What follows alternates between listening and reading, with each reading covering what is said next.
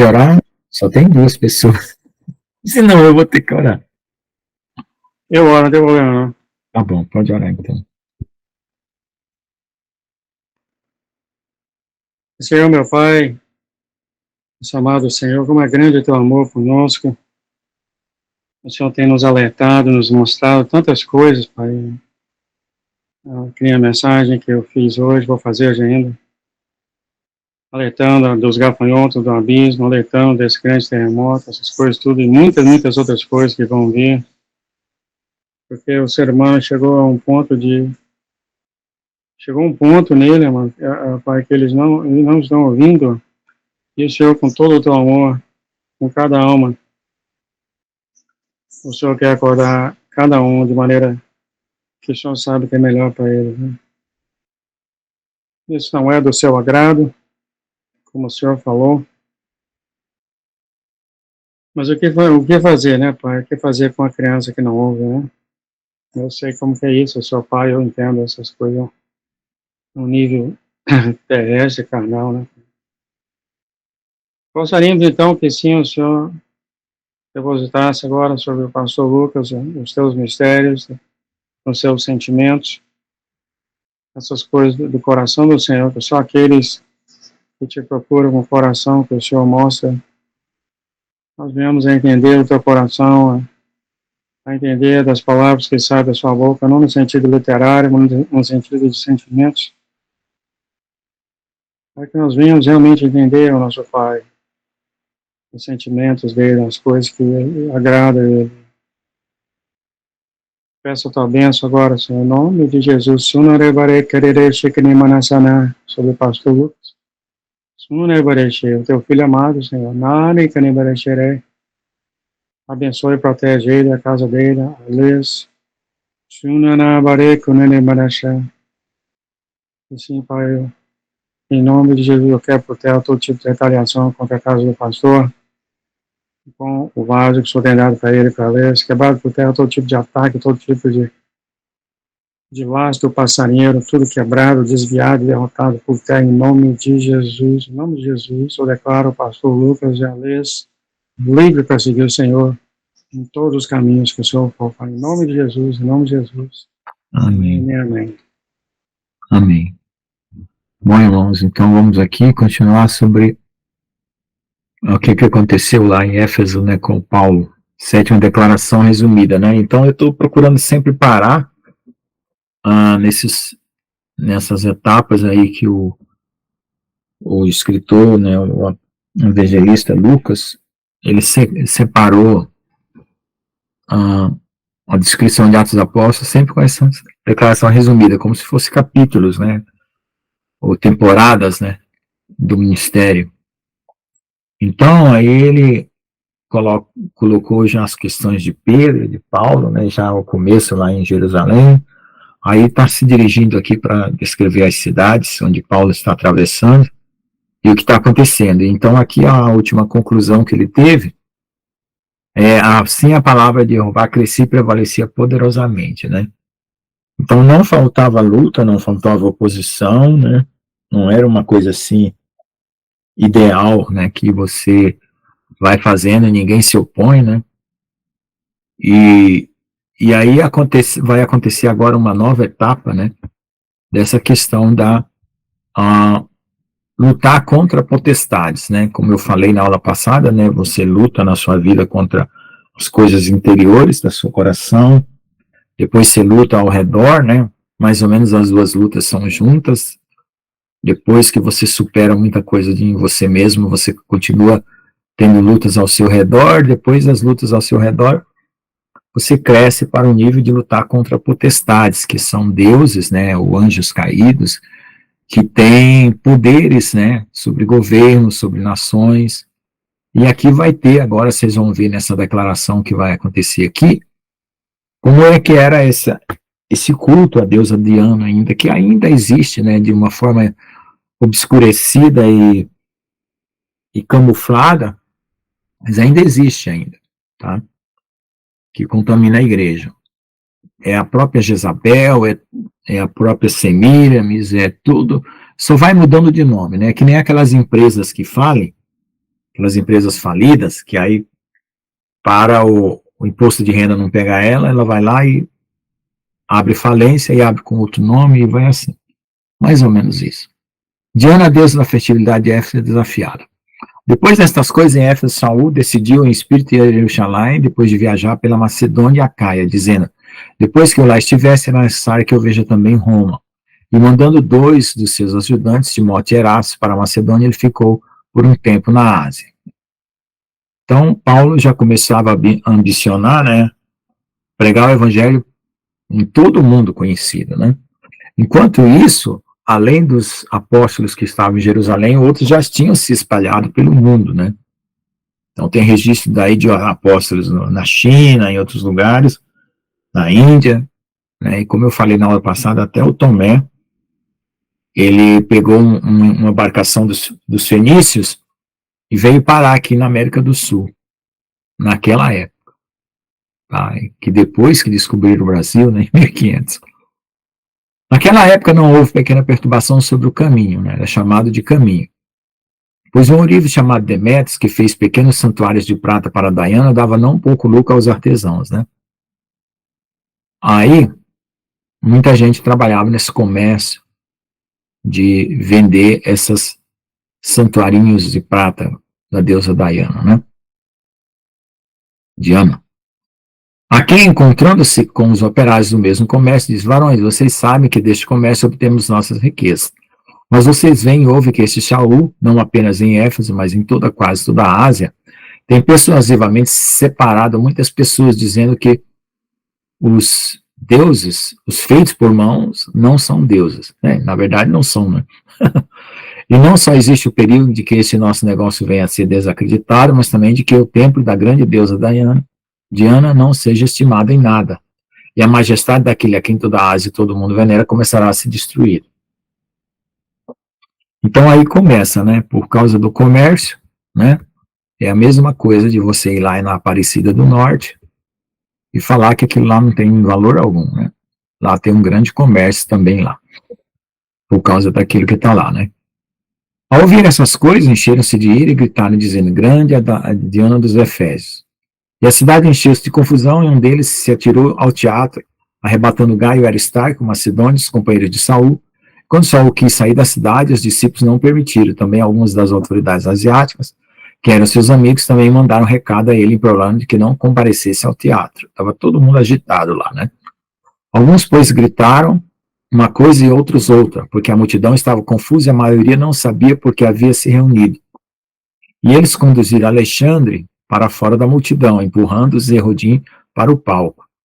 Então Alejandro, né, que foi em espanhol, mas aqui não corrigiu de novo, era Alexandre, acenando com a mão, pedindo silêncio, quis falar em sua defesa diante do povo. Mas quando descobriram que ele era Erudi, judeu, todos os avós gritaram por quase 2 horas, grande é Diana dos Efésios, grande é Diana dos Efésios. Então eles ficaram lá proclamando, mais ou menos igual que acontece nos comícios políticos, né? Bem o mesmo espírito. Então o escriba da cidade, depois de apaziguar a multidão, disse, homens de Efésios, e quem o homem não sabe que é a cidade de Efésios, é a guardiã do templo da grandeza Diana e da imagem vinda de Júpiter. Então eles tinham uma lenda lá de que uma pedra caiu de Júpiter, né, mandada lá dos céus, não? O fato é que pode ter acontecido alguma coisa relacionada, mas é a idolatria e a operação dos enganos, né? Visto que isso não pode ser contestado, é necessário que você tenha calma e não faça nada precipitadamente, porque vocês trouxeram esses homens sem ser sacrilégio de seus templos ou blasfemadores de sua deusa. Que se Demétrios, os artesãos que estão com ele abrir processo contra alguém, seja concedida audiência e haja procônsules. E acusem-se uns aos outros. E se vocês exigirem outra coisa, pode ser decidida em uma assembleia legítima.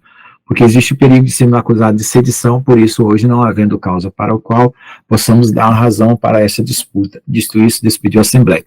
Então, o Império Romano, ele tinha muito controle sobre esses levantes religiosos, políticos, que qualquer coisa que fosse diferente dos interesses de Roma era considerado sedição, e eles tentavam sufocar, né?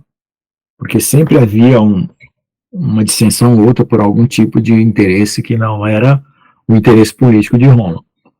Então eles estavam aí tendo e esse homem aí está tentando aí argumentar um julgamento justo, né, que possa levantar pessoas para examinar os fatos e tal, e aquela coisa toda. Shaul celebra a festa dos pães asmos em Filipos. Depois de cessado o tumulto, Shaul e os discípulos, exortando e abraçando, se despediu para a Macedônia. Despediu-se e partiu para a Macedônia. Depois de viajar por aquelas regiões, exortá-los com muitas palavras, ele chegou à Grécia. Depois de estar lá por 3 meses, sendo perseguido pelos Yehudim, quando ele embarcou para a Síria, ele decidiu voltar para a Macedônia. E o acompanharam a Ásia, Sópater, de Bereia, Aristarco e Segundo de Tessalônica, Gaio de Derbe e Timóteo, e da Ásia, Tíchicos e Trófimos. Estes, tendo ido na frente, nos esperaram em Troade, e nós, depois de 2 dias dos pães asmos, navegamos de Filipos, e em 5 dias nos encontramos em Troade, onde ficamos 7 dias. Então aqui Lucas está se incluindo nessa situação da viagem, né? Porque é ele que está relatando tudo que está acontecendo. Shaul ensina tarde após o Shabat e Eutico morre de tédio. Deixa eu ver só uma coisa. Tem uma parte que fala, eu não sei que está aqui, que fala que eles gritaram por 2 horas, né? Grande adiante dos Efésios, mas eu não sei, parece que pulou aqui, eu não sei se foi um acréscimo dado aqui. Vamos lá. No primeiro, Saul ensina à tarde, após o Shabat, e Eutico morre de tédio. O rapaz ficou lá na janela e aí caiu lá de cima. No primeiro dia da semana, quando os discípulos se reuniram para o partir do pão, Shaul os ensinou tendo que partir no dia seguinte, e continuou o discurso até meia-noite. E havia muitas lâmpadas no cenáculo onde estavam reunidos.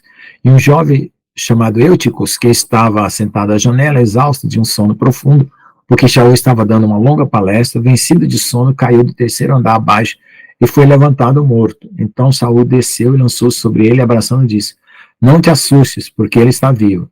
Depois de ter subido, partiu o pão e comido, Shaul falou longamente até amanhecer, e assim saiu, e trouxeram o jovem vivo, e foram muitos consolados, né? Então, mesmo tendo esses acidentes, o Senhor tinha controle da situação e produziu esse testemunho, esse milagre, né? Shaul começa sua jornada para Jerusalém, para Shavuot, enquanto o Ruach Kodesh avisa repetidamente: não vá até Jerusalém. Engraçado também que existe a época das festas, né, onde esses movimentos espirituais estão acontecendo, né? Eu já tive assim a experiência, né, aqui um testemunho meu, né, de buscar o Senhor em determinados dias da semana ou épocas do ano, e parece que a abertura espiritual ela tem uma certa janela durante a semana, durante os meses, né, e durante o ano, tá? É só uma observação, né? Não tenho assim uma confrontação bíblica, uma coisa. Eu acredito que por causa das festas, mas é sempre bom a gente perceber essas sazonalidades para a gente não empreender um esforço, né? Demasiado, né? Nós, antecipando a embarcar, navegamos para Azon para pegar Saul lá, já que assim ele tinha decidido a fazê-lo, mas Saul mudou de ideia e decidiu ir por terra. Quando ele nos encontrou no Asson, tomando a bordo, vimos a Mitilene. Navegando a partir daí, no dia seguinte, chegamos na frente de Chios, e no outro dia tomamos Porto em Samos. E tendo feito uma escala em Troglio, no dia seguinte chegamos a Mileto. Porque Saul tinha decidido passar por Éfeso para não passar na Ásia, como ele se apressava para estar em Shavuot, se possível em Jerusalém. Então, irmãos, toda essa sequência de cidades, elas existiram e foi comprovado, né, que o historiador Lucas é um historiador de alto nível que colocou todos os detalhes e que foram encontrados arqueologicamente a comprovação dessas cidades aí, tá? É interessante também essa memória que as pessoas perdem dos acontecimentos, e aí levantam essas dúvidas sobre a Bíblia, sobre os relatos bíblicos, sobre os testemunhos nas universidades. Teve uma época que até em Harvard levantou-se a polêmica se Davi tinha mesmo existido, né? Umas coisas meio estranhas, né? No meio acadêmico. Bom, aqui ele vai fazer o comentário sobre a questão das festas que eles estão seguindo, né? No cálculo do tempo bíblico, o dia começa ao pôr do sol, o primeiro dia da semana, começa no final do Shabat. Eles não se reuniram no domingo, como no cristianismo nos ensinou. Vemos como há lâmpadas na sala e Paulo fala até tarde da noite. A refeição, que era feita na comunidade logo após o pôr do sol, no final do Shabat, começava no primeiro dia da semana. Essa tradição continua a ser celebrada na terra de Israel até hoje, né? Então, aquela história lá da transição do dia, né? E o horário que aconteceu a pregação de Paulo. Aí ele vai falar assim, ó, uma outra parte lá. Era costume fazer uma viagem assim que amanhecesse no primeiro dia da semana, domingo, permitindo assim o tempo máximo de viagem possível até o Shabat seguinte, né? Então, naquela época não se respeitava o domingo, né? A respeito do domingo apareceu aí depois de algum tempo. Então, o pessoal tinha essa condição de viajar 6 dias, né? Se fosse o caso. Assim, enviando um mensageiro de Mileto a Éfeso, ele convocou os anciãos da Querrilá. Quando chegaram a ele, disse: você sabe que como me comportei entre vocês o tempo todo, desde o primeiro dia em que entrei na Ásia, servindo o Messias com toda a humildade e com muitas lágrimas e provações que veio a mim através das armadilhas dos Yehudim. Então ele coloca as lágrimas aqui porque com certeza ele chorava pelos judeus, né? Por causa dessa contraditória dos judeus. E como nada que fosse útil, eu teria evitado de anunciar-lhe e ensinar-lhes publicamente em casa, testificando aos Yehudim gentios sobre o arrependimento para com Jeová e fé em nosso Messias Yeshua. Agora eis que, ligado no Espírito, vou a Jerusalém sem saber o que vai acontecer comigo lá. Exceto que o Hakodesh em toda a cidade testemunha para mim, dizendo que me esperam prisões e tribulações. E vejo como Paulo estava tão preparado para pregar o Evangelho, que ele encontrava essas oposições terríveis, mas ele sempre tinha um coração piedoso de chorar, né, por causa dessas oposições, né, que ele não gostaria que tivesse acontecendo. Mas eu não faço caso de coisa alguma, nem eu valorizo a minha vida como preciosa para mim mesmo, contanto que eu termine minha carreira com alegria, e o ministério que recebi do Messias Yeshua para testemunhar o evangelho da graça de Jeová. E agora, na verdade, sei que nenhum de vocês, de todos vocês, entre os quais eu passei pregando o reino de Jeová, verá mais o meu rosto, né? Aí ele começa a perceber que ele vai assumir uma posição lá de Jerusalém até Roma, que vai ser preso e depois não vai poder retornar mais, né? Eu acho que já tem alguns anos que ele está pregando, né? E aí vai ser o final da vida dele. Portanto, eu vos declaro hoje que estou limpo do sangue de todos, porque não me esquivei de anunciar todos os conselhos de Jeová. Então, aqui também tem uma mensagem aqui, que tudo que Paulo precisava falar e escrever sobre o Velho Testamento, sobre o Novo Testamento, comparando e ensinando, ele tinha escrito, né? Então, quando surgem modismos e modas, né, de determinadas doutrinas, alguns pregadores, né, ou teólogos usam o Paulo como referência para dizer, olha, essa coisa é novidade aí, o Paulo ensinou tudo que precisava ensinar e não ensinou essas coisas. Então, aí vira uma régua, né, para cortar esses ensinos modernistas, né. Portanto, tome cuidado de vós mesmos e de todo o rebanho com o qual o Hakodesh te fez responsável para alimentar a realidade de Jeová, que ganhou por seu próprio sangue, pois eu sei que depois de que eu partir, lobos vorazes entrarão no meio de vocês, não poupando o rebanho. Eu acho interessante essa parte, porque, por exemplo, na história da igreja, quando surgem os pais da igreja, que é tido como os pais da igreja católica, você começa a ver desvios do ensino de Paulo, né?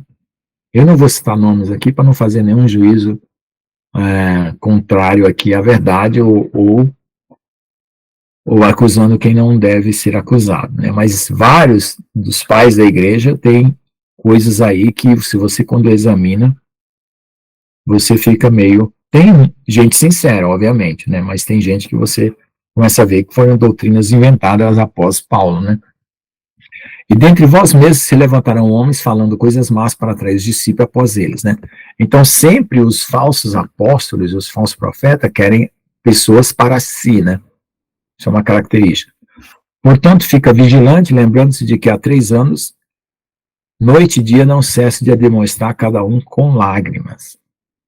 E agora, irmãos, eu os confio a Jeová e a e a palavra de sua graça, que tem o poder de edificar e dar a vocês uma herança com todos aqueles que são santificados. Nem prata, nem ouro, nem roupas de ninguém eu cobicei. Tá?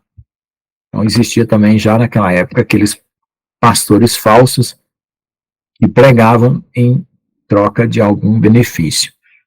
Antes que vocês saibam que pelo que foi necessário para mim e para os que estão comigo, estas mãos me serviram. Quer dizer que ele sempre se sustentou, né?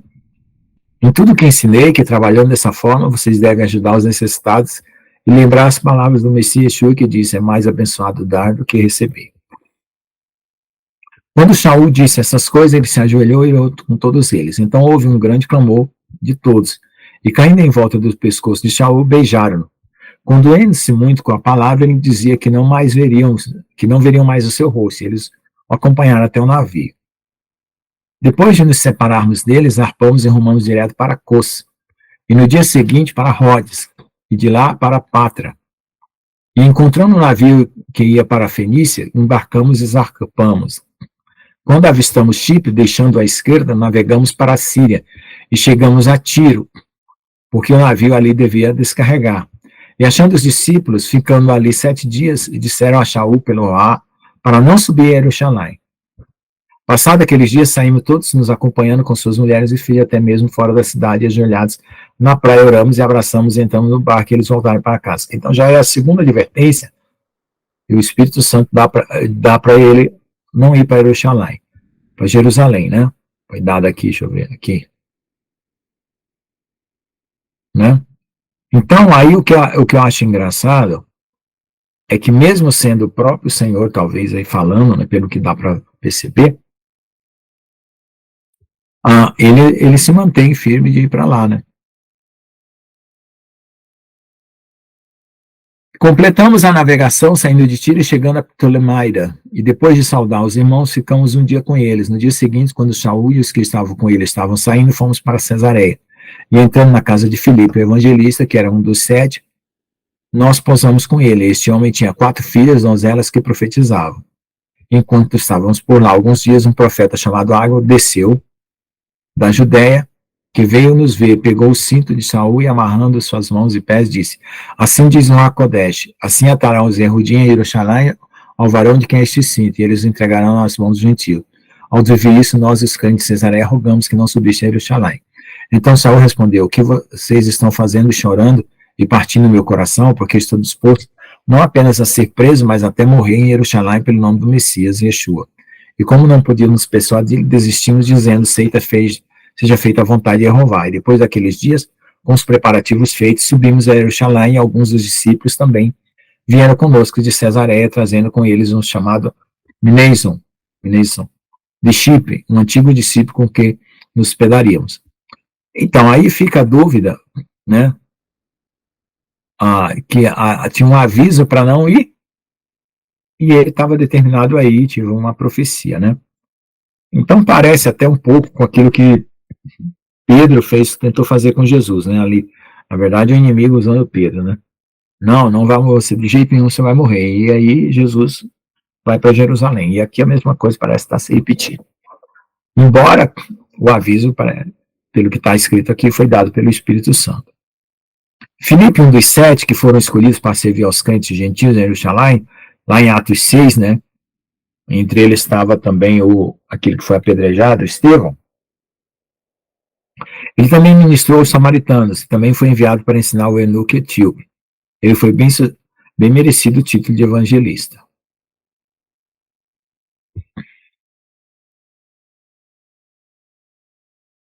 Shaul dolorosamente demonstra sua obediência à Torá e que os rumores espalhados pelo Puxim são mentiras perversas. Quando chegamos a Jerusalém, os irmãos nos receberam com alegria, e no dia seguinte Shaul entrou com a gente para ver Jacó, e todos os anciões estavam reunidos, a quem depois de cumprimentá-los, disse uma por uma as coisas que Jeová havia feito entre os gentios por seu ministério. Quando ouviram o relatório, glorificaram a Jeová e disse-lhe, você vê, irmãos, quantas milhares de Yehudim há que creram em Yeshua e todos estão zelosos da Torá? Mas eles foram maliciosamente informados sobre você, que ensina todos os Yehudim entre os gentios a apostatar de Moshe, dizendo que não deve circuncidar seus filhos e observar os mandamentos e estatutos dados na Torá. Então aí começa já as calúnias, porque o que Paulo estava pregando não era desobedecer Moisés, era que os gentios não fossem judaizados, né, colocados dentro do judaísmo, e que os gentios poderiam continuar vivendo como gentios, porque a circuncisão para os gentios não tinha efeito algum, né, que a circuncisão era do coração. E então a multidão certamente vai se reunir para a festa, porque eles vão receber, vão saber que você veio para demonstrar seu compromisso pessoal com os ensinamentos de Moshe e da Torá. Em seguida faz isso como nós te dissemos. Há 4 homens de nós que são obrigados a cumprir o voto de Nazireu.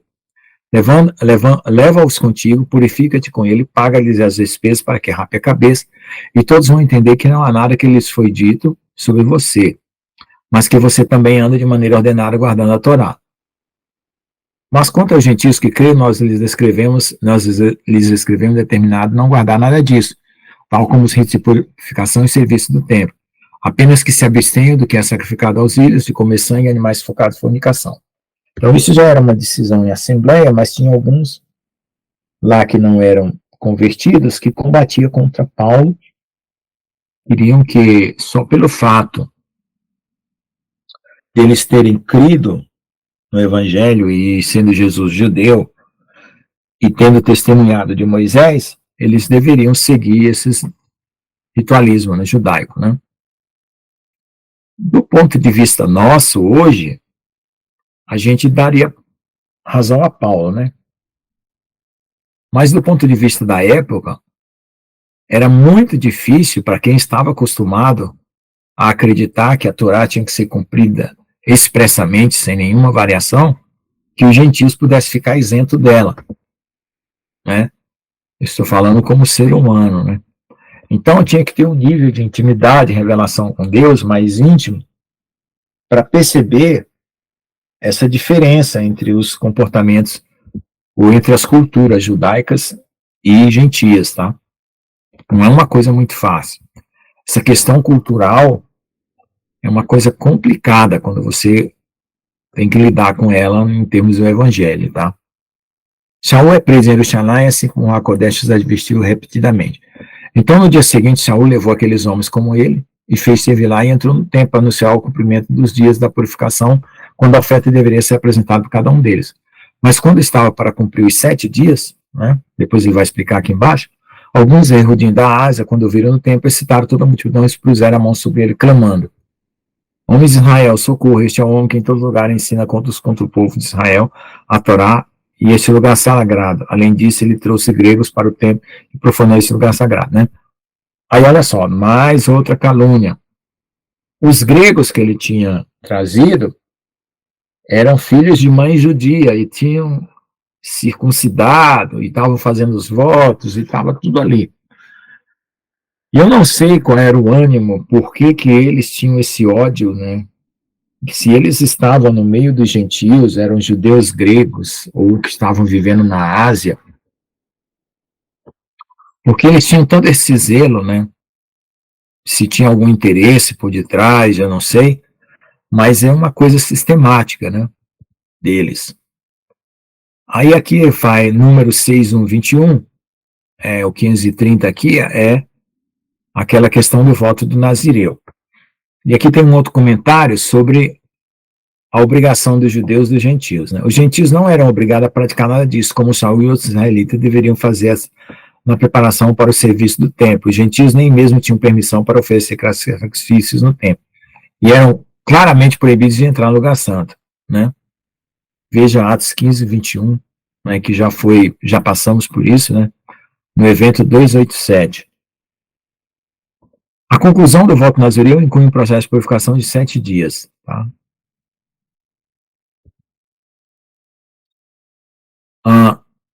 Porque antes eles tinham visto Trófimo de Éfeso com ele na cidade, a quem sabe que o Paulo tinha trazido para o templo. Eu acho que Paulo levou só Timóteo, eu não me lembro. Sei que alguém raspou a cabeça, vamos ver. Assim toda a cidade se comoveu e o povo se amontoou, e agarrando Saul, eles o arrastaram para fora do templo e imediatamente fecharam as portas. Enquanto tentavam matá-lo, o comandante da companhia foi informado de que toda a cidade de Jerusalém estava em alvoroço. Este último, então, levando os soldados centurianos, correu até eles, e quando viram o tribuno e os soldados, pararam de espancar Saul. Então o tribuno veio, prendeu e ordenou que fosse amarrado com 2 correntes e perguntou quem ele era que havia feito, mas no meio da multidão alguns gritavam uma coisa e outros outra coisa. E como não conseguia entender nada ao certo por causa do alvoroço, mandou levá-lo para a fortaleza Antônia. Quando chegou à escada, aconteceu que foi carregado pelos soldados por causa da violência da multidão, porque a multidão do povo seguia gritando, morra! Quando começaram a trazer Saul para a fortaleza, ele disse ao tribuno, posso dizer uma coisa? E ele disse, você sabe grego? Não é você aquele egípcio que levantou uma rebelião antes desses dias e trouxe os 4.000 assassinos de aluguel ao deserto? Então disse Saul, eu sou realmente um homem erudito de Tarso, cidadão de uma cidade não insignificante da Cilícia, mas eu imploro que me deixe falar ao povo. Então, aí mais uma vez, Paulo vai dar uma chance para o povo entender o chamado dele e a revelação de Jesus, né? Mais um esforço, né? Aí Paulo vai usar tudo que ele tem, fala em hebraico, né?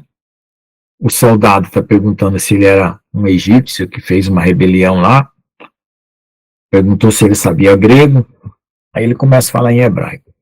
E quando ele permitiu Saul, de pé da escada, assinou para o povo, fez grande silêncio, e ele falou em hebraico, dizendo, homens, irmãos e pais, agora ouvi a minha defesa diante de vocês.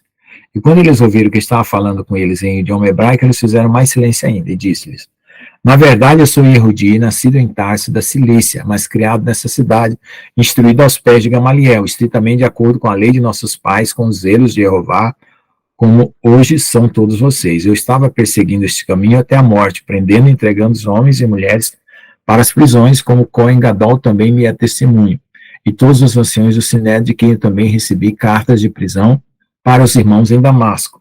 E fui a Damasco para trazer prisioneiros aqueles do caminho, para Jerusalém, que era chamado caminho, né? Também aqueles que estiveram ali, de modo que eles fossem castigados. Mas aconteceu que, chegando perto de Damasco, pelo meio-dia, de repente me rodeou uma grande luz do céu, e eu caí no chão, e ouvi uma voz que me disse, Saul, Saul, por que me persegues? Eu então respondi, quem é você, Adoni? Ele me disse, eu sou Yeshua de Nazaré, a quem você persegue. E os que estavam comigo viram a luz, e ficaram maravilhados, mas eles não entendiam a voz daquele que falava comigo. E eu disse, que hei de fazer, Adoni? E o Messias disse-me, levanta-te e vai a Damasco, onde te dirão tudo o que está ordenado a fazer. E como eu não podia ver por causa da glória da luz, guiado pela mão dos que estavam comigo, cheguei a Damasco. Ele está repetindo lá aquilo que a gente já leu sobre a conversão dele. Então, um homem chamado Ananiá, piedoso, de acordo com a Torá, que tinha bom testemunho de todos os erros de que vivem lá, veio a mim, chegando, me disse, irmão Shaul, receba de volta a vista. Na mesma hora eu recuperei a visão e olhei para ele. E ele disse, o Deus de nossos pais te escolheu para que você possa conhecer a sua vontade e ver o justo e ouvir a voz da sua boca. Porque has de ser testemunha para todos os homens dos que tens visto e ouvido. Agora então, porque você se detém, levante-se, faça-te vilá e lave os seus pecados, invocando o nome do Senhor. E o nome de Jeová. E aconteceu comigo, voltando-se a Jerusalém, que enquanto orava no templo, um êxtase me ultrapassou. E eu vi ele me dizer, apresse e deixe Jerusalém rapidamente, porque não receberão o teu testemunho ao meu respeito. Né? E eu disse, Adônia, eles sabem que eu escarcerava e açoitado por todas as sinagogas aqueles que criam em ti. E quando o sangue de Estevão, tua testemunha, se derramava também, eu mesmo estava presente, e eu consenti sua morte, e guardei a roupa de quem os mataram. Né? Eu sempre pensava que era a roupa de Estevão, né? A roupa daqueles que mataram, né? Quer dizer, era a prova de que ele tinha sido apedrejado e tinha ficado ensanguentado as roupas daqueles que o mataram. Então, ele escondeu essas provas, né? Mas ele disse, vai porque eu te enviei para longe aos gentios. E eles ouviram até esta palavra. Em seguida levantaram a voz dizendo, tira tal homem da terra, por isso não convém que ele viva. Eles gritaram e jogaram suas roupas e lançando pó para o ar. Eu ainda não sei exatamente qual é o significado dessa atitude de lançar o pó para o ar, né? Se alguém quiser depois fazer um comentário, pode comentar e explicar. Deixa eu ver aqui. O que é interessante, assim, essa diferença entre os judeus e os gentios, né, teve essa liberdade de não precisar fazer a circuncisão, coisa desse tipo, como isso era usado para que os judeus criassem essa dissensão, né? Então tem coisas aqui que eu realmente não consigo entender por quê, né? Qual o fundamento disso, né? Porque o objetivo da circuncisão, de certa forma, era uma marcação genética, né? Porque lá na antiguidade, tinham aqueles que estavam misturados com os anjos caídos, né? Os descendentes ímpios, né? Então, fazendo a circuncisão, você identificava, né, geneticamente, quem estava se mantendo, porque os outros povos não tinham esse costume, né, o que parece. Bom, aí, depois, essa circuncisão, ela se torna uma atitude, uma coisa espiritual, né, que Paulo vai usar nas cartas. Mas ainda assim, eles queriam matá-lo, porque eles achavam, né, que ele estava descumprindo aquele mandamento lá que está escrito para não acrescentar e nem tirar nada da Torá. Acho que essa é a base que eles estavam usando, né? A base do está escrito, né? Saul evita ser espancado e exige seu direito como cidadão romano. Atos 22, de 24 a 29. Então o tribuno logo ordenou que fosse levado para a fortaleza e ordenou que fosse interrogado com açoites para saber por que o clamavam assim contra ele. Mas quando amarraram com correias, Shaul disse ao centurião que estava presente: é permitido açoitar um cidadão romano sem ter sido condenado? Quando o centurião ouviu isso, foi e avisou o tribuno, dizendo: o que vais fazer? Porque este homem é cidadão romano. O tribuno veio e disse: diga-me, você é cidadão romano? Ele disse: sim. O tribuno respondeu. Aí o tribuno vai lá e diz: adquirir essa cidadania uma grande soma de dinheiro, né? Então Shaul disse: mas eu sou desde o nascimento, né? Então eu acredito, como ele tinha mãe judia e pai romano, né, ou grego, não sei, ele já teve essa cidadania aí por decorrência da família dele, né. Assim, imediatamente, aqueles que iam atormentar se afastaram dele até o tribuno, sabendo que era cidadão romano, também temeu por tê-lo amarrado.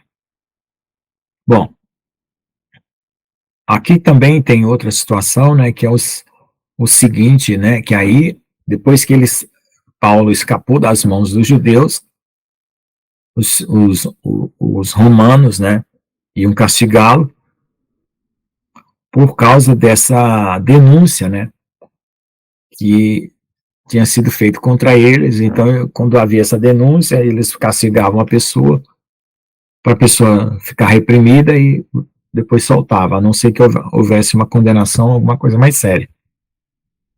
Mas aí eles não fizeram nada disso, né? Shaul se defende perante o Sinédrio. Atos 22, de 30 a 23. No dia seguinte, o tribuno, querendo saber com certeza a causa pela qual os Yehudim os acusavam, libertou das cadeias e ordenou que o corregedor e todo o Sinédrio viesse, tirando Saul, apresentou perante eles. Aí vai fazer a cariação aqui, né? Colocando os dois lados, um de frente do outro. Então Saul, olhando-se fixamente para os membros do Sinédrio, disse: homem, irmãos, eu em sã consciência vivi diante de Jeová até hoje. O corregedor e Anania então ordenou aos que estavam ao lado dele que o ferissem na boca. Olha lá. Então Saul disse: Jeová vai golpear você, sua tumba caiada. Você está sentado para me julgar de acordo com a Torá, e quebrando a Torá, você me manda bater, né? Então aqui vai ter uma referência sobre alguma coisa aí que ele está infringindo a lei, né? Os que estavam presentes disseram: você insulta o Cohen Gadol de Jeová? Saul disse: eu não sabia, irmãos, que ele era o Cohen Gadol. Pois está escrito: não maldiçarás um príncipe do teu povo. Então aqui os dois erraram, né? Paulo errou e o cara aqui errou também. E ele não sabia que esse tal de Anania era o Cohen Gadol. Bom, vamos lá. Então Shaul, notando que uma parte era de Tsadoquim, né, e outra de Prushim, levantou a sua voz no conselho: homens e irmãos, eu sou Parush, sou fariseu, né, o filho de Parush, sobre a esperança e a ressurreição dos mortos sou julgado. Quando ele disse isso, eclodiu uma dissensão entre os Prushim e os Tsadoquim, e a assembleia foi dividida, porque os saduceus não acreditam na ressurreição. Porque os Sadoquim dizem que não é uma ressurreição, nem anjo, nem espírito, mas os Putim afirmam essas coisas. E houve uma grande gritaria, levantando-se os sufrinhos da parte dos Puxins, né?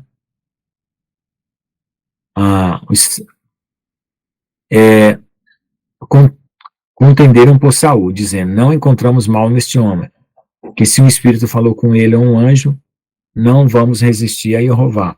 E quando houve grande dissensão, o comandante, temendo que Saul fosse despedaçado por eles, ordenou que os soldados descessem e agarrassem no meio deles e os levassem para a fortaleza Antônia.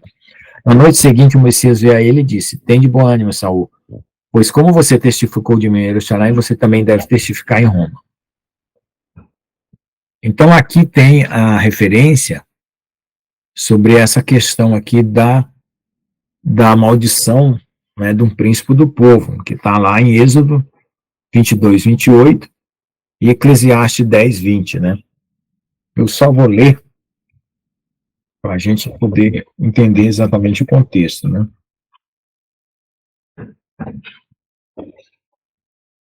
Êxodo 22, 28. A Deus não amaldiçoarás e o príncipe dentre teu povo não maldirás. Eclesiastes 10, 20.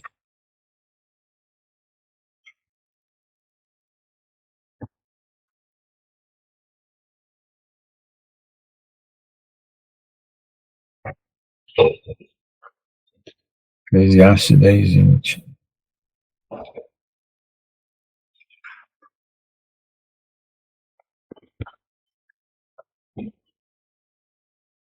Deixa eu ver.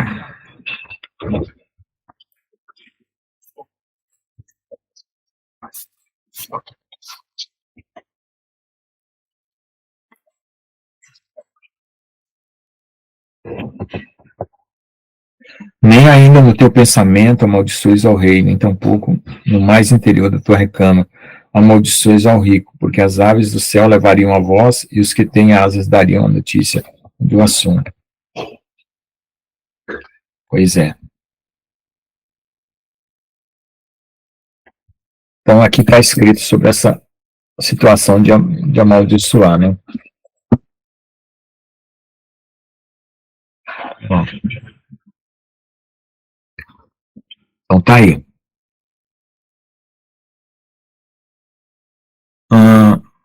Aí quando houve grande discussão, o comandante, temendo que Saul fosse despedaçado, bom, na noite seguinte o Messias veio até ele e disse: tem de bom ânimo, Saul, porque você testificou de mim em Jerusalém, você também deve testificar em Roma. Então aqui ele já vai para Roma, né? Aí Saulo, ele é muito, muito esperto, assim, porque quando o Senhor dá uma revelação para ele, ele se mete dentro da revelação e deixa acontecer, ele não escapa, né? Que nem essa de Jerusalém. Ele veio para Jerusalém e agora Jesus está falando que ele vai para Roma. Então ele vai pedir para comparecer diante da corte de Roma, por causa da acusação dos judeus. E aí ele termina em Roma. Então eu vou ler mais só essa parte, e aí a gente pede aí os comentários, né? Que vocês possam aí participar, fazer algum tipo de comentário, né? Essa questão dos pensamentos, né, de maldição e tudo, a palavra de Deus diz que os pensamentos vêm do coração. Então, para você não ter pensamentos impuros, ou maus, né, você tem que ter um coração puro. E nenhum homem consegue purificar seu próprio coração. Nenhum. Ninguém. Se você foi contaminado de alguma forma, você precisa se render a Deus. E eu não conheço nenhum método eficiente de autopurificação. Nenhum. Até na época, quando eu não era cristão, que eu percebia que eu queria ser puro, eu andei praticando meditação transcendental, budismo, confucionismo, meditação e tal, mas tem gente que pratica yoga, tem gente que conheço pessoas que relatam, né, que tem terríveis pensamentos horríveis e causa neurose, estresse, ela não consegue controlar, ela não concorda com aqueles pensamentos, e aí ela faz yoga para se controlar. reações assim carnais pavorosas, né? Então a única forma que eu percebo que é eficaz contra isso é você se render a Deus, pedir para o Senhor te libertar, porque você não controla isso, purificar seu coração e fazer jejum e oração, porque tem hora que o inimigo, quando ele pega uma brecha numa pessoa desse tipo, aí ele quer destruir. E ele não tem escrúpulo. A conspiração do pacto de morte para matar Shaul. Atos 23, de 12 a 22. Quando o dia chegou, alguns dos Yehudim conspiraram e juraram sobre maldição. Olha lá, eles se amaldiçoaram, dizendo que não comeria nem beberia até que matasse Shaul. É o engraçado esse zelo aqui, né, dos judeus. E esse zelo ainda existe.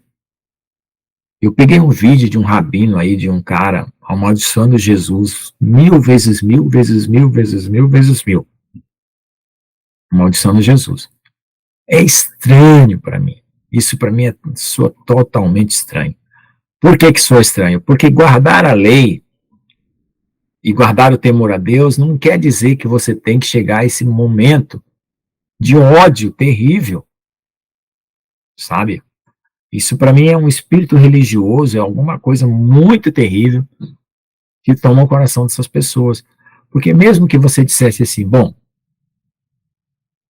esse cara aí está alterando Moisés, ele está adulterando a Torá. Um bom castigo para quem está em desobediência é você desprezar ela, né? Tem muita coisa que se dissolve pelo desprezo. E se você não dá importância, aquilo se dissolve. A pessoa perde a força.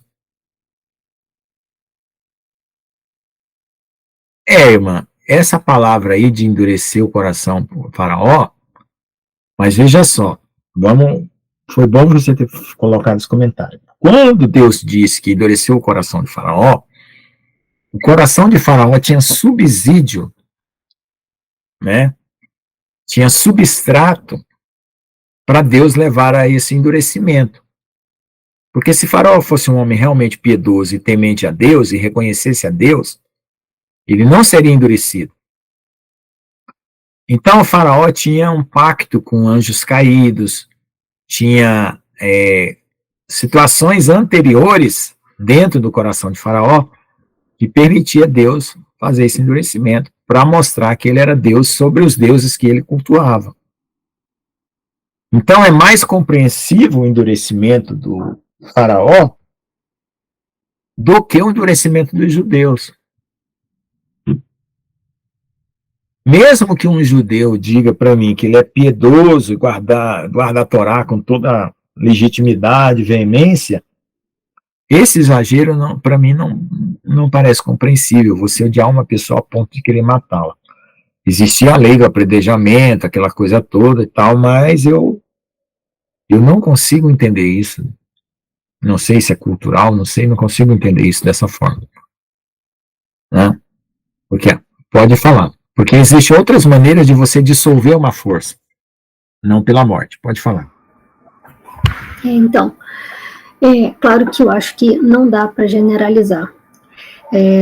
Vamos falar aqui na minha realidade, né? Eu também nunca entendi, sabe? Nunca entendi por que não se pode falar o nome, nem Yeshua, nem Jesus, nada disso na sinagoga. Isso é uma coisa que sempre ficava atrás da minha, assim, eu não conseguia entender, né? Mas nem todos, né? Eu sei que os irmãos sabem, mas tem muito judeu que não odeia Jesus, né?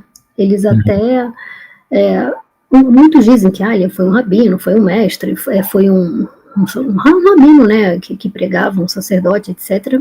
Não diz Messias, né? Mas não é todo mundo. O que eu percebo é que, para mim, ainda é pior, assim, na minha visão, é que tem uns que creem que ele é o Messias, mas não assumem, para não perder aquele status, né, perante a comunidade judaica. Então, eu conheço muitas pessoas judias que não assumem, né, que ele é o Messias. Não tem ódio, né, mas não tem a coragem de chegar e falar, não, o meu Messias é Yeshua, né.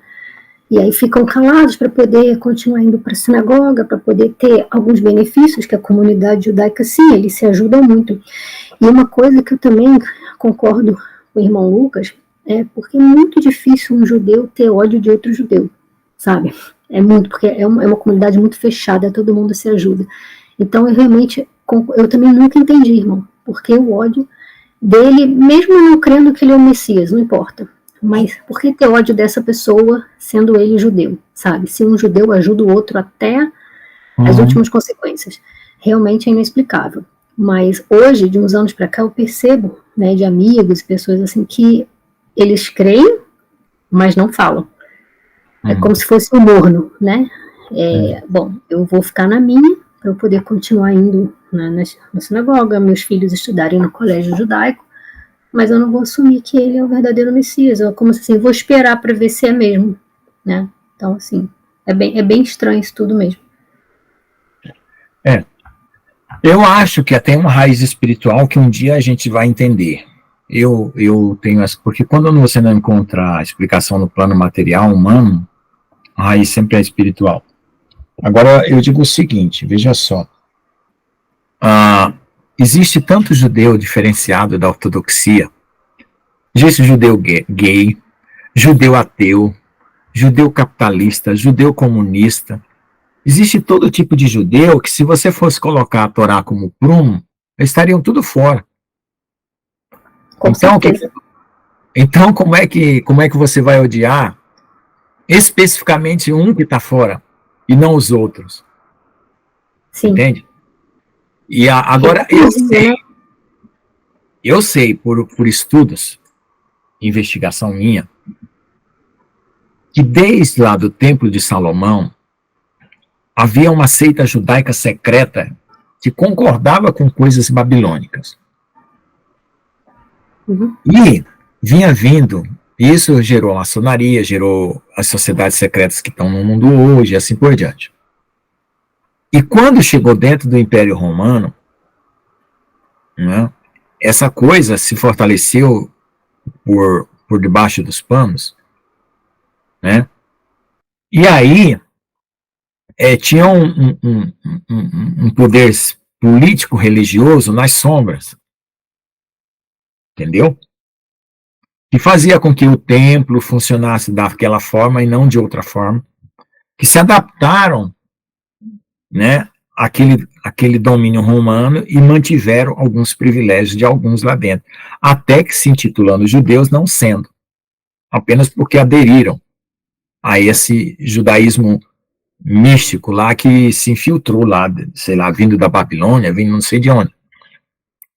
E aí, quando chega no tempo de Jesus e para cá, o ódio é contra Jesus, ele se apoia exatamente num poder maligno, anticristão,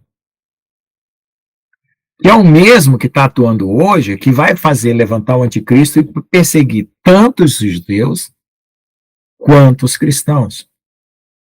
Então, é como se dentro da linha judaica fizesse um filete, uma linhagem obscura, que ela penetra nas sociedades secretas, no poder político, poder religioso. É tanto que você pega lá aquela invasão lá daquela festa lá de setembro, né? Foi 9 de setembro, que dia foi, né? Eu me lembro, ano passado. 7 de outubro. 7 de outubro, desculpa.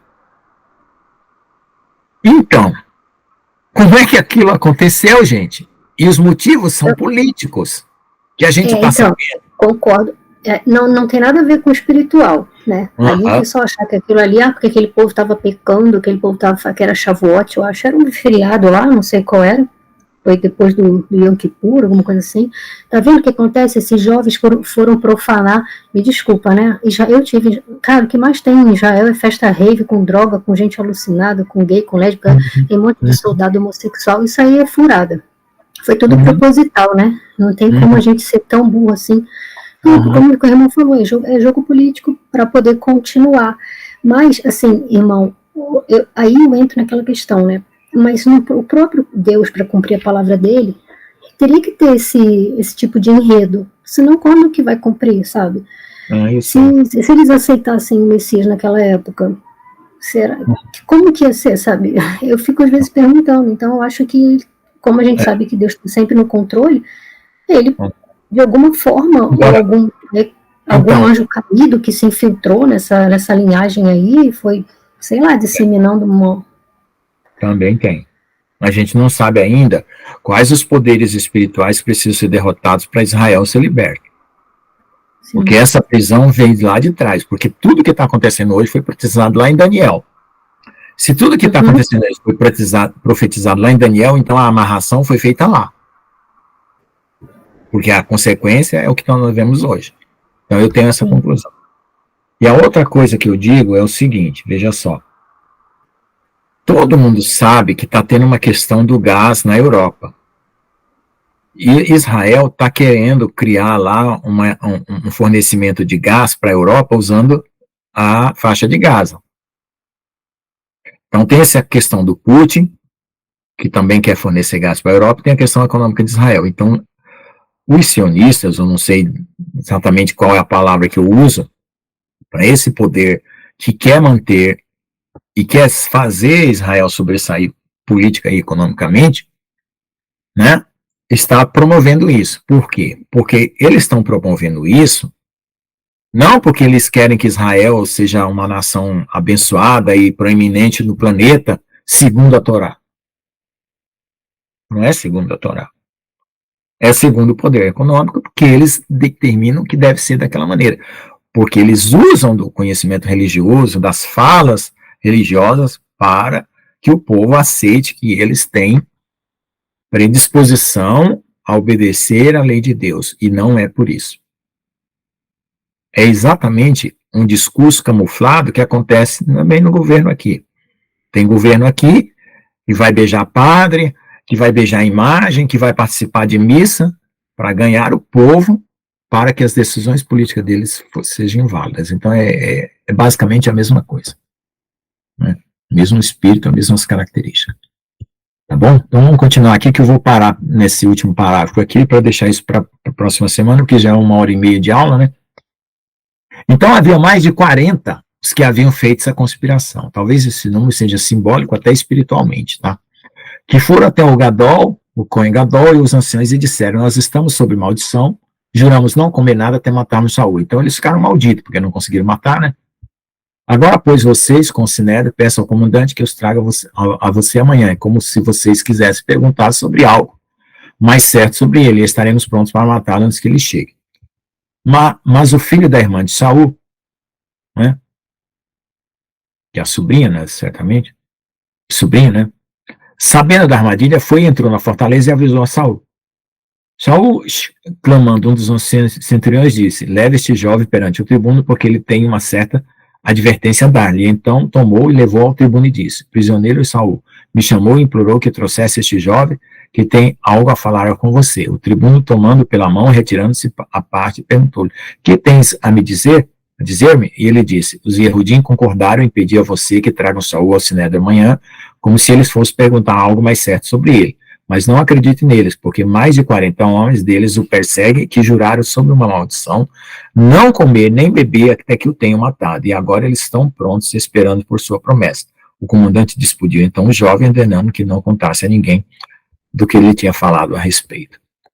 Tá bom? Então eu vou parar aqui, porque aí vai ter a carta, vai ter um apelo para Félix, e depois ele vai parar em Roma, e aí já está quase no fim, né? Que são 5 capítulos mais. Eu não sei se mais 2, 3 aulas a gente não termina, tá bom?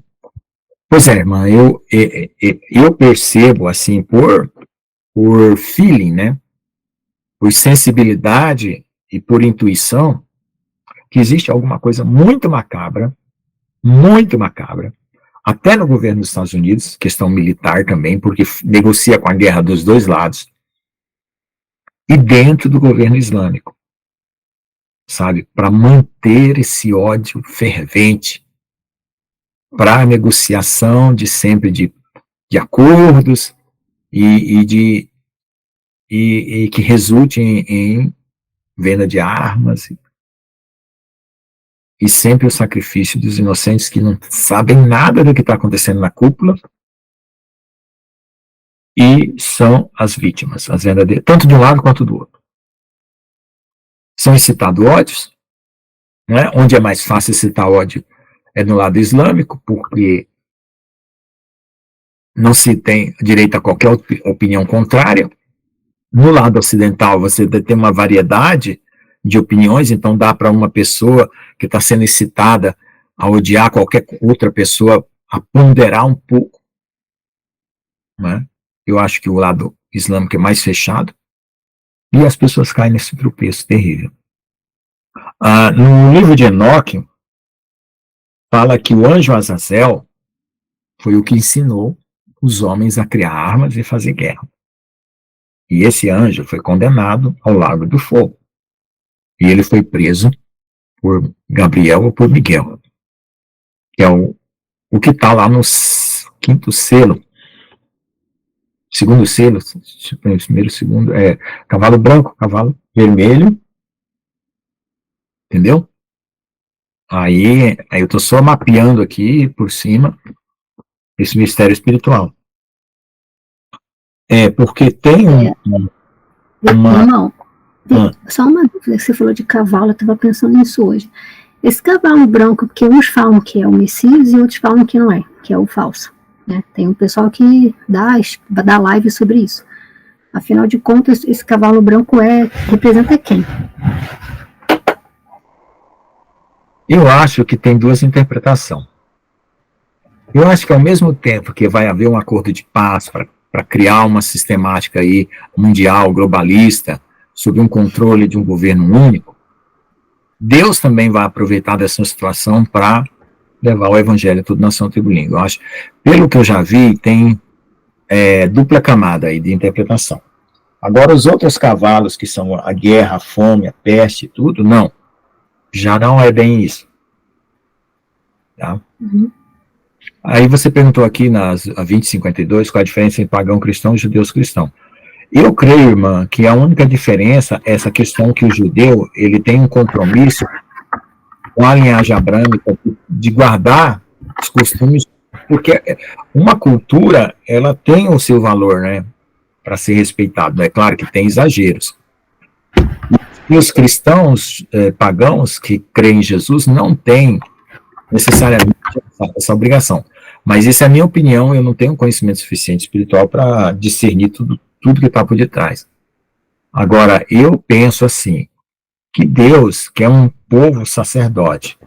Esse povo sacerdote, ele vai sempre interceder por um outro povo que não é sacerdote. Então, o povo judeu era para ser o povo intermediador entre Deus e os homens, vamos dizer assim. Só que Deus levantou Jesus. Mas mesmo tendo Jesus levantado, ainda vai haver um sacerdócio espiritual com Cristo, onde ele é o sumo sacerdote. Porque a figura do templo continua valendo, só que espiritualmente. Então, a terra, a humanidade, precisa desse intermediário espiritual, né, que faz esse papel. Aí a Igreja Católica criou, né, sabendo da necessidade desse mistério, criou os seus padres para ser o intermediário entre o povo. É como se o povo fosse uma certa camada de pessoas que não conseguem entender determinada faixa de ideias, de coisas. E ali precisa desses intermediadores. Então eu creio, assim, que a igreja, o corpo de Cristo, junto com Jesus, sendo sumo sacerdote, vai fazer essa parte espiritual que era para ter sido feita historicamente, tal, papapá, e que foi só criadas figuras, mas elas não se completaram profundamente com o conteúdo espiritual, e que vai se completando agora conosco, através do sacerdote. E é claro, não é um sacerdócio legalista, né, nem ritualista, é um sacerdócio espiritual do amor, mas que também cumpre determinadas coisas, por exemplo, guarda o sábado, né, a circuncisão já é do coração, né, mas, por exemplo, oferece sacrifícios. Então, é uma coisa assim que eu acho que ainda a gente vai ter que aprender ainda daqui para frente, até a hora que Deus revelar tudo, né? Tá bom? Sim. E vamos orar, porque veja só, eu penso, na minha opinião, que existe muita gente inocente no meio desse imbróglio todo. Porque os culpados, os cabeças para mim são culpados. Talvez eles sejam ministros malignos, né? Aí a discussão entre quem Deus vê, o que e qual o coração de quem. Mas o que eu clamo é por aqueles tolinhos que se deixam levar por partidos políticos, manifestações religiosas, que são, para mim, os tolinhos, que é aqueles que não têm condição de entender, de um lado e do outro. Né? É só isso, que eu, assim, no meu conhecimento, a não ser que Deus amplie a minha consciência nesse sentido, porque eu não tenho conhecimento suficiente mais do que isso para falar. Tá bom? Vamos orar, então? Se você quiser agradecer, pode agradecer, ou então eu oro, se você não tiver com condição. Pastor Lucas, eu só queria agradecer ao Senhor pela sua ter esclarecido o coração do faraó. Foi uma das melhores explicações que eu já ouvi do coração do faraó, viu? E eu concordo com o Senhor. Uma das melhores que eu já ouvi, irmão. Olha, irmãos, eu penso o seguinte, vamos fazer a seguinte hipótese. Eu creio em Jesus, certo? Eu não creio em Jesus porque eu quis crer em Jesus. Eu creio em Jesus porque a vida me conduziu e Deus me conduziu a crer em Jesus. Pelas coisas que eu estava sofrendo, um dia eu pedi um Salvador, eu queria saber de onde eu vim, para onde eu vou, e eu, cheguei em Jesus. Então a Bíblia diz que quem vai para Jesus é Deus que manda. Se eu descobrisse que eu tenho 98% de DNA Nefilim e 2% para me salvar, o pastor João disse que tem 5% do coração, né, funcionando. 95% do coração já se comprometeu, o coração está arrebentado, então ele sobrevive por 5%, né? Então vamos fazer essa analogia. E se eu descobrisse que eu tenho 98% de DNA Nefilim, e eu reconheço que Deus é Deus e Jesus é o Messias, e que essa briga eu não quero fazer parte dessa forma como eu fui colocado no meu DNA, eu pediria para mudar o meu DNA. Eu choraria dia e noite para mudar o meu DNA. Então, por quê? É uma questão de veracidade. Quem tem direito à criação? O Criador. Não é um Satanás, que não tem nada a oferecer. E não é anjo caído. Então eu corto ali, pelo nível da criação. Eu é que estou errado. Eu é que estou injetado de um mal, que talvez eu não tenha culpa, talvez eu tenha, não sei, não tenho um antecedente espiritual para dizer isso, né? Tem gente que interpreta a palavra de filho pródigo como se nós viéssemos aqui para a Terra encarnado, porque nós ficamos numa rebelião lá, e no meio da briga a gente ficou na coluna do meio, falou assim, essa turma da coluna do meio vai se encarnar, e para ver o resultado final. E os que estão do lado direito ficam aqui no céu, os que estão do lado esquerdo já vão condenados. Tem gente que interpreta Apocalipse 12 dessa forma. Eu não posso bater o martelo e dizer que é assim. Mas eu quero dizer assim, o faraó, né, tinha que ter uma condição, né, de baixar a guarda. Não, esse Deus é o Deus verdadeiro. Aí ele, né, continua. Né? Então eu vejo assim, não dá para concordar, a gente não dá para obstinar, por mais, né, sejamos sinceros e verdadeiros, né? Amém? Vamos orar então, eu vou orar então. Senhor Jesus, amado Deus, obrigado por essa aula, Senhor, poucas pessoas vieram, cada um teve suas crises, seus problemas, Pai, pedimos que o Senhor leve essa aula ao coração de todos aqueles que precisam ouvir essas palavras, que realmente vai fazer diferença, vai edificar, porque nem todos precisam saber de tudo e são obrigados a saber tudo. Aqui muito é dado, muito é exigido, e nós queremos cumprir, Senhor, a demanda da exigência daquilo que nos foi dado, Senhor, que nós sejamos fiéis nisso.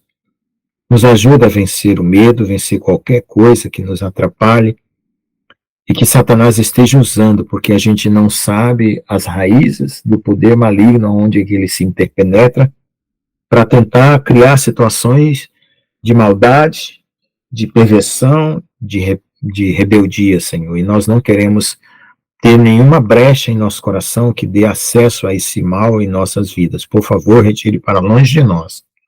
Repreenda agora Satanás, Azazel, qualquer demônio que esteja alistado, arrolado nesse empreendimento maligno de ódio, Senhor. De rebeldia contra ti, Senhor, e contra a tua palavra e contra o teu evangelho. Por favor, Senhor, nós o denunciamos e pedimos o teu socorro e a graça do teu amor e do teu Espírito Santo sobre nós para nos guardar e nos limpar de todo erro, de toda maldade, de toda perfídia, de toda iniquidade. Em nome de Jesus, que nós sejamos limpos e puros e vencedores, preparados para a tua vinda. Repreenda todo mal e dê-nos, Senhor Deus, a força e o poder de sermos brotados por ti. Que o Senhor Jesus venha brotar em nós, possamos vencer toda essa situação. Em nome de Jesus nós pedimos. Amém, amém, amém. Então vou parar a gravação aqui, 21h34, que é sempre mais ou menos o horário que a gente para, né?